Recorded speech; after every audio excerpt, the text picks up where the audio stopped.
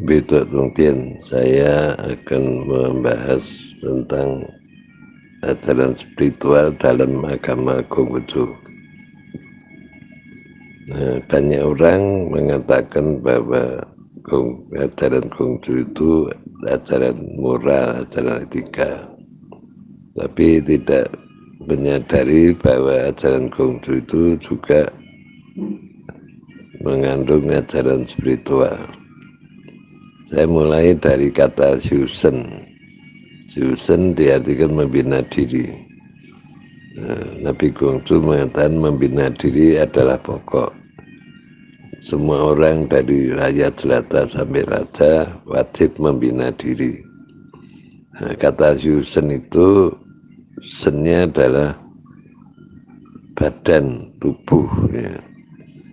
Artinya membina jasmani dan rohani. Jadi Shusen itu membina badan, jasmani dan rohani, karena manusia terdiri dari dua unsur, yaitu roh dan nyawa. Nyawa itu kaitannya dengan kehidupan jasmani. Kalau kita perhatikan ajaran-ajaran Nabi Konghucu tentang Shusen ini adalah, pertama kita ini harus mengenali menjaga badan. Kalau kita mau menjaga badan kita, badan jasmani, kita harus tahu komponen-komponen apa yang ada di dalam badan kita ini. Ya, kita biasanya melihat badan kita hanya fisik, ya, yang nampak, yaitu ya kepala, tubuh dan kaki, tangan, lalu organ-organ dalam. Tapi sebenarnya di dalam ajaran Konghucu juga dijelaskan bahwa kita ini punya meridian energi. Jadi kita ini di dalam tubuh kita ini ada selain darah, kita juga punya chi, energi. Nah, kalau dari pengetahuan kedokteran barat, chi itu tidak diakui, ya, karena tidak bisa dilihat. Tapi kalau kita pelajari pengobatan Tionghoa, maka chi itu penting. Ya, ada darah, ada chi. Kalau chi itu ibaratnya listrik, ya, atau bioelektrik, listrik. Jadi tubuh kita ini mempunyai listrik. Ya, kalau seperti mobil, kalau tidak ada listriknya ya tidak bisa jalan. Ya, karena itu tubuh kita juga sama. Tubuh kita itu punya chi, energi, bioenergi atau listrik, ya. Nah, ini listrik ini dibawa sejak lahir. Jadi seperti kita beli HP, dalam HP itu sudah ada baterainya. Nah, dan baterai itu sudah diisi.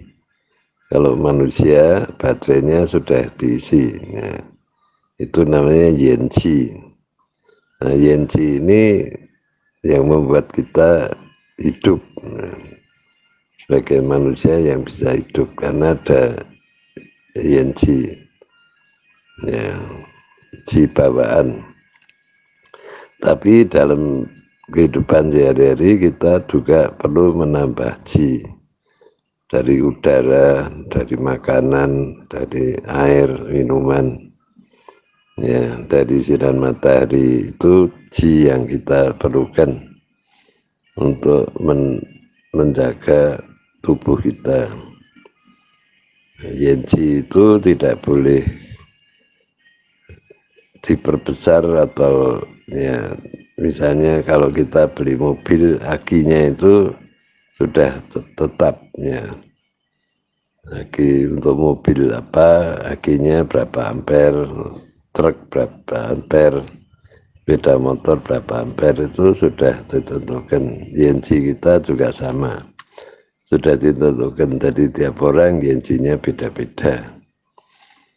maka tidak boleh Yenji itu dirubah ya. Itu kalau menurut ajaran Konghucu demikian yang kita bisa baca di dalam buku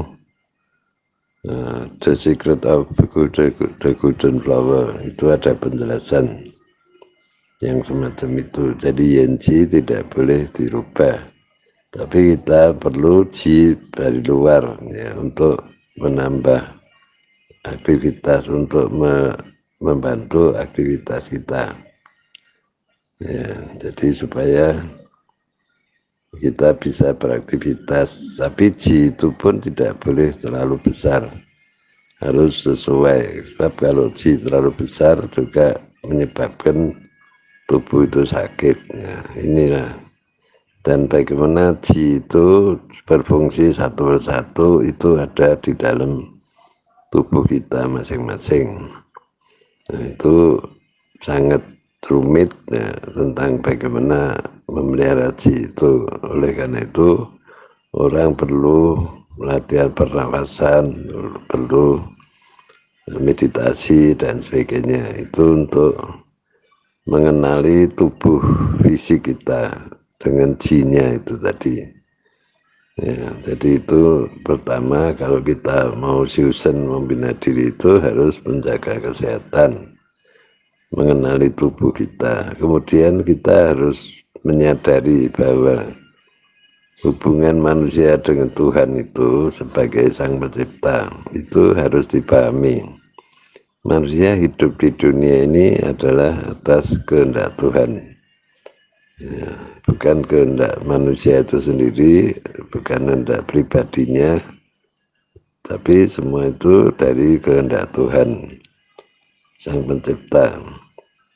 Lalu bagaimana kita menyadari keberadaan Tuhan itu? Itulah perlu latihan-latihan, yaitu dengan Shusen tadi, yaitu membina diri, baik latihan pernafasan, meditasi, maupun kita selalu menghayati kehidupan kita setiap saat.